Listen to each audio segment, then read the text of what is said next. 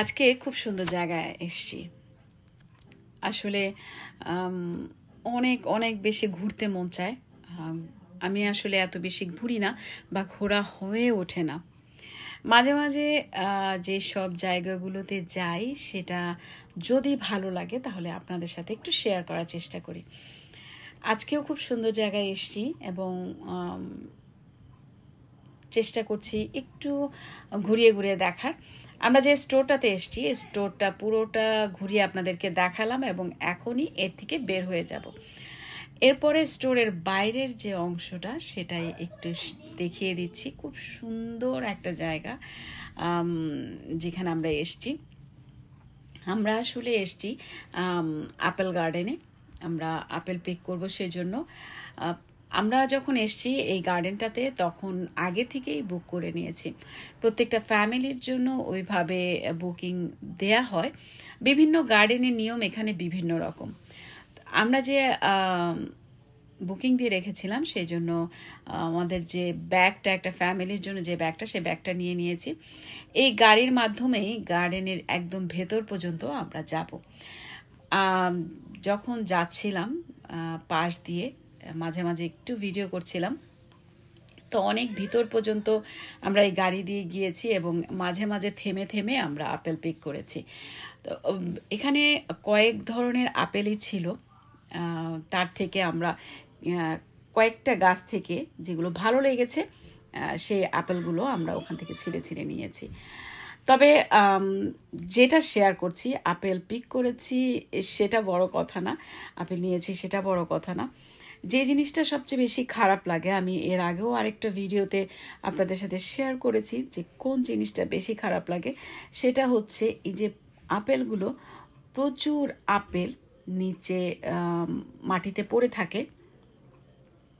আগেই বলেছি যে আমরা এই গাড়ি দিয়ে ঘুরে ঘুরে বিভিন্ন সাইডে গিয়েছি এবং থেমে থেমে আপেলগুলো পিক করেছি।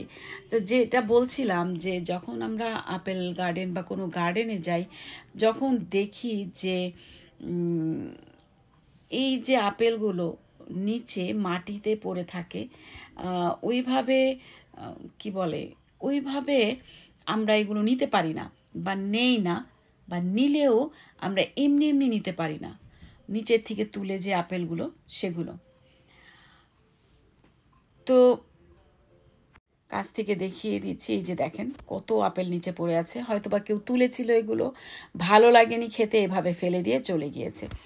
এইরকম কখনো কেউ দেখা যাচ্ছে যে আপেল পাড়তে গিয়েছে, একটা পড়ে গিয়েছে আরেকটা, এইরকম এইভাবে প্রচুর আপেল পড়ে থাকে। আমাদের দেশের মানুষ অনেকেই এইভাবে মানে দাম দিয়ে আপেল কিনতে হয় বলে কিনতেও পারে না, অনেকে খেতেও পারে না। আর আমরা এখানে প্রচুর আপেল যখন পড়ে থাকতে দেখি তখন আসলেই অনেক কষ্ট লাগে। আগেই বলছিলাম যে আপেলগুলো আমরা চাইলেই এগুলো ফ্রি তুলে নিয়ে যেতে পারি না। যদি আমরা এরকম নিচের থেকে বা মানে মাটিতে ঝরে পড়ে আছে বা কেউ ফেলে রেখেছে, সেগুলো আমি তুলে নিলেও আমাকে পে করে বা পেমেন্ট করে নিতে হবে। তো যখন আপেলগুলো পিক করছিলাম, তো এই পাশে যে আপেল বাগানটা, সেটা খুবই মজাদার আপেল ছিল, এটাকে বলে গালা আপেল। এই আপেলটা যখন আমি নিতে এসেছি, অনেক উপরের দিকে যেগুলো দেখা গেছে সেগুলোই বেশি লাল এবং বোঝা যাচ্ছে যে এইগুলোই এখন প্রপার হয়েছে। আমি যে গাড়ি চালাচ্ছিল, যে ড্রাইভার, তার হেল্প নিচ্ছিলাম আপেলগুলো পাড়তে, সে আমাকে হেল্প করছিল। খুবই খুবই দেখতেও যেরকম খুবই সুন্দর আপেলগুলো, তেমনি খেতেও অনেক মজা। চেষ্টা করি আসলে সবসময় আপনাদেরকে সুন্দর সুন্দর ভিডিও উপহার দেওয়ার জন্য। আজকের এই বাগানের, আপেল বাগানের ভিডিওটি আপনাদের কেমন লাগলো সেটা অবশ্যই কমেন্ট করে জানাবেন।